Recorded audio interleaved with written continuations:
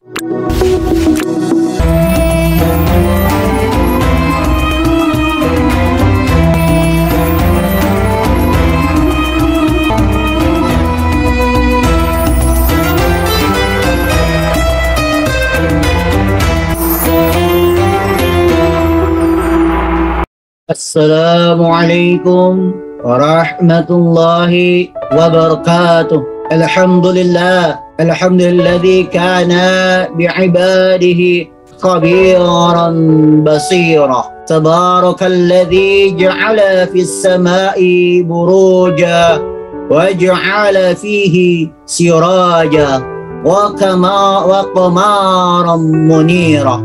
أشهد أن لا إله إلا الله وحده لا شريك له وأشهد أن محمدا عبده ورسوله الذي بعثه بالحق بصيرا ونذيرا وداعيا إلى الحق بإذنه وسراجا منيرا.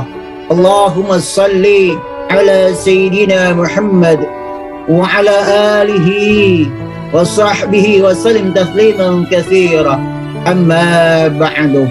Fa'il hadirun, jemaah yang dimuliakan Allah Subhanahu wa taala dimanapun berada, alhamdulillah, bersyukurilah pada kesempatan hari ini kita masih diberikan oleh Allah Subhanahu wa taala dengan berbagai macam nikmat. Mudah-mudahan dan insyaallah dan kenikmatan yang Allah berikan kepada kita bisa menggunakan nikmat ini dengan sebaik-baiknya untuk kita pergunakan beribadah kepada Allah Subhanahu wa taala. Hadirin jemaah yang dirahmati Allah Subhanahu wa taala dimanapun berada. Salat dan salam semoga terlimpah curakan dari baginda Nabi Muhammad SAW pada keluarganya, sahabatnya, turunan-keturunannya dan seluruh pengikutnya yang selalu istiqamah menjalankan ajaran-ajarannya hingga yaumil qiyamah. Sebagai insan, sebagai makhluk yang Allah ciptakan, sebagai hamba kepada Allah yang kita ikuti segala perintahnya insyaallah dan bermahabbahnya kita kepada Rasulullah sallallahu alaihi wasallam. Kehidupan kita ini tidak lain tidak bukan Allah berikan melalui kedua orang tua kita. Terkhusus yang sangat luar biasa, Rasulullah SAW memerintahkan kita untuk berbakti dan merawat terkhusus ibu kita. Kenapa ibu? Karena ibu ini sangat luar biasa perannya. Ibu kita menjadi kepala keluarga di keluarga kita. Ibu kita memberikan pendidikan kita dari mulai ibu kita mengandung sampai melahirkan. Ibu kita yang dekat dengan kita, ibu kita yang merawat kita, ibu kita yang memberikan pendidikan kita, ibu kita yang memasak buat kita. Bukan ayah tidak penting, tetapi ayah, bapak, abi, kepala keluarga yang mencari nafkah untuk keluarganya. Tetapi di rumah ketika ayah kita pergi, ayah kita berangkat dari pagi hingga pagi bersama ibulah kita, dan ibulah yang memberikan segala pendidikan yang ada di keluarga itu. Sebagaimana Rasulullah SAW bersabda, An Muawiyah ibni Jahimata Sulami anna Jahima ja'a ila Nabi sallallahu alaihi wasallam faqala ya Rasulullah aratu ghazwa wajituka astashiruka faqala fahal laka min ummi qala na'am faqala azdamha fa innal jannata 'inda rijlaiha thumma thaniyah thumma thalithata fi maq'ida shatta kamithli hadzal qawli. Dari Muawiyah ibnu Jahimah As-Sulami bahwa Jahimah pernah datang kepada Nabi Muhammad SAW lalu bertanya, wahai Rasulullah, saya ingin berangkat perang di jalan Allah dan saya datang untuk meminta nasihat darimu. Lalu Rasulullah SAW bertanya, apakah kamu masih mempunyai ibu? Jahimah pun menjawab, ya Rasulullah. Lalu Rasulullah bersabda, rawatlah ibumu, karena sesungguhnya surga itu berada di bawah telapak kakinya. Kemudian diajukan pertanyaan yang serupa dan jawabannya serupa untuk kedua kalinya hingga ketiga kalinya di tempat-tempat yang lain. Jemaah yang dirahmati Allah Subhanahu wa taala, seorang ibu sangat luar biasa perannya. Kenapa? Berkat dialah hingga saat ini kita bisa berada seperti sekarang ini. Mari kita bersama-sama menjaga, merawat ibu kita. Ada sebuah kisah sahabat Rasulullah SAW yang tidak pernah berjumpa dengan Rasulullah SAW di zamannya Rasulullah SAW, yang bernama Uwais Al-Qarni. Diceritakan bahwa Uwais Al-Qarni ini mempunyai seorang ibu yang tinggal di Yaman, dan dia sangat menyayangi sekali ibunya. Sampai Rasulullah pernah berpesan kepada Umar bin Khattab dan Ali bin Abi Thalib. Apa pesan Rasulullah? Carilah ia Uwais Al-Qarni dan mintalah kepadanya agar memohon ampun untuk kalian.